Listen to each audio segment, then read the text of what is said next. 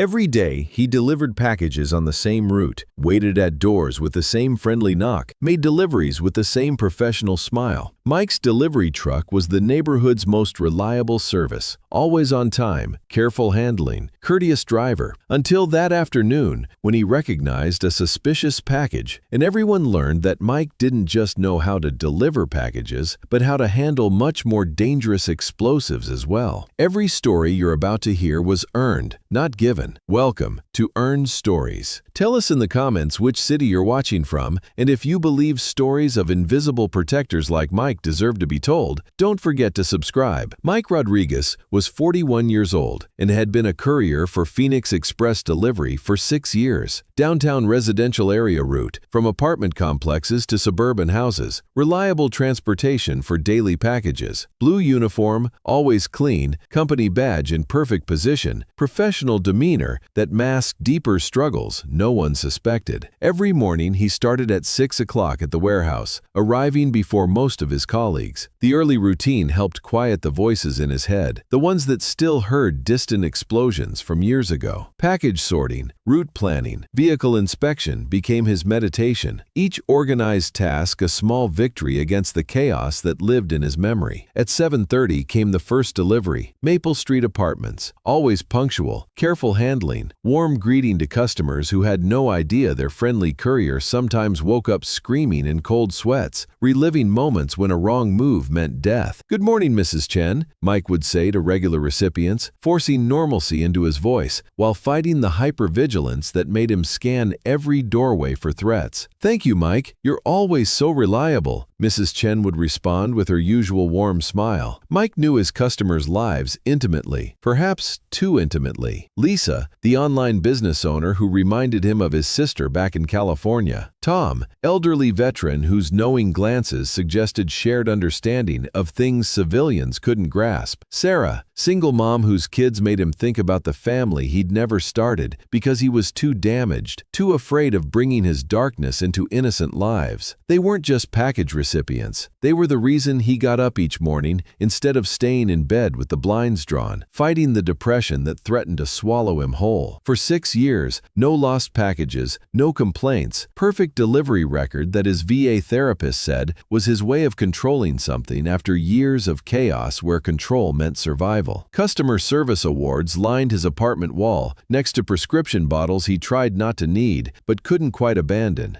"Mike's our best driver," his supervisor would tell new hires. "Professional, careful, never any problems." If only they knew about the times he sat in his truck for 10 minutes before deliveries, hands shaking as he practiced breathing exercises, fighting panic attacks triggered by unexpected sounds or sudden movements. Mike's apartment was deliberately sparse. Minimal furniture, no loud noises. Everything organized exactly how he needed it to feel safe. But hidden in the bedroom closet was a locked box containing items that still gave him nightmares when he glimpsed them accidentally. Military commendations he couldn't look at without seeing the faces of friends who didn't make it home. Photographs from deployments where young men smiled at cameras, unaware that some would be dead within weeks. A purple heart he'd never shown anyone because it represented the day his world exploded, literally and figuratively. 10 years ago, Mike had been Staff Sergeant Rodriguez, Explosive Ordnance Disposal Specialist, deployed to the most dangerous regions of Iraq and Afghanistan, places where every step could be your last, where ordinary objects became instruments of death, where split-second decisions meant the difference between coming home or being shipped home in a flag-draped box. He'd been exceptional at his job, too exceptional. While other soldiers feared the bombs, Mike had felt truly alive only when defusing them. The adrenaline, the precision, the moment when death stepped back and life continued. It had been addictive in a way that terrified him now in civilian life. Rodriguez saved more lives than we can count, his former commanding officer had written. But the letter didn't mention the cost, how each successful disposal carved away another piece of his humanity, how he started needing bigger risks to feel anything at all. Coming home had been harder than the war itself. The transition counselors promised that civilian work would help, that routine would quiet his hypervigilance. But Mike couldn't explain that he missed the danger, that normal life felt like drowning in mundane safety. "You need to find purpose in peace," his therapist had said. Not everyone needs explosions to feel alive, but Mike knew better. Some people were broken in ways that couldn't be fixed with talk therapy and medication. Package delivery had seemed like a compromise, interaction with people, but no life or death decisions. For 6 years, he'd convinced himself he was healing. The nightmares came less frequently. He almost believed he was just another delivery guy who happened to have served overseas. Almost. But that Tuesday afternoon at 2:15 p.m., his carefully constructed normal life shattered. Mike was finishing his route when he grabbed the package for 47 Elm Street. The moment his hands made contact, every nerve in his body erupted in recognition. The weight was wrong. His fingers, trained through years of handling death disguised as ordinary objects, detected something that made his heart race with familiar terror. He froze on the sidewalk, suddenly transported back to a dusty road outside Kandahar. His vision blurred. Sweat beaded on his forehead, despite the cool Phoenix weather. "No," he whispered to himself. "Not here. Not now." But his hands knew what they held. After 6 years of silence, his military training was screaming warnings. Mike approached the house, each step feeling like walking toward an explosion. David Morrison answered the door, nervous energy radiating from him like heat. Sweating, eyes darting between Mike and the package with an eagerness that triggered every combat instinct Mike possessed. "Package delivery for David Morrison," Mike said, his voice shifting to the flat tone he'd used when approaching suspected devices. "Finally!" David reached for the box. "I've been waiting for this all week. Special electronics components." Mike pulled the package back instinctively. "Electronics? Should be heavy equipment then." David's face flickered with confusion. "Actually, no. Should be lightweight computer parts." The contradiction hit Mike like physical impact. Wrong weight for declared contents. Everything his training had burned into his mind was screaming danger. "Sir, I need to verify some information," Mike said, stepping backward while watching David's micro-expressions. "Is there a problem?" David's voice pitched higher. "I paid for expedited delivery." Mike was already moving toward his truck, every instinct screaming danger, while his civilian mind fought against the implications. 6 years of rebuilding, and now his past was literally in his hands. At his truck, Mike grabbed the radio with trembling fingers. "Dispatch, this is Courier 47. I need immediate police response at 47 Elm Street." "Mike, what's wrong?" came Jenny's familiar voice. Mike stared at the package, seeing every explosive device he'd ever touched. "There's a bomb, Jenny, I'm certain." "Mike, how can you possibly know that?" Mike felt the last of his civilian identity crumble. "Because I used to defuse them. 8 years in the Army. I know what death feels like." Phoenix police arrived fast, followed by specialists. Lieutenant Garcia took charge while Mike stood beside his truck like a ghost. "You called this in?" Garcia asked. "That's me," Mike replied, his friendly courier mask completely gone. "What makes you so sure?" "The weight's wrong. The guy's nervous. It's a bomb." Mike's voice was flat, emotionless. "I'm former Army EOD. I've handled hundreds of these." Garcia's expression shifted from skepticism to respect. "Why are you driving deliveries?" Mike laughed bitterly. "Therapy said I needed something peaceful." The bomb squad's robot confirmed what Mike's hands had already known. Sophisticated device, enough explosive to level half the block. The controlled detonation sent smoke into the sky like a funeral pyre for his old life. "How did you know?" Garcia asked afterward. "Some things become part of you." Mike stared at the smoke. Some knowledge never leaves. The investigation revealed a terrorism plot. David Morrison was a target, the package meant to kill him and anyone nearby. Mike had prevented mass casualties, but Mike felt no heroism, only the familiar weight of being who he'd always been, a soldier who couldn't come home. That evening, Mike sat staring at his Purple Heart. For 6 years, he'd run from his past. Today proved some battles never end. The next morning, Mike returned to work. Mrs. Chen waved. Tom nodded knowingly. Sarah's kids ran to his truck. They saw their reliable courier. They didn't know their guardian had just proven that some people don't choose protection, it chooses them. Mike delivered their packages, carrying secrets heavier than any bomb, because some stories follow you home, whether you want them to or not. Every story is earned, not given, and some earnings become who you are. If you enjoyed this story, click the like button and don't forget to subscribe so you don't miss the next one.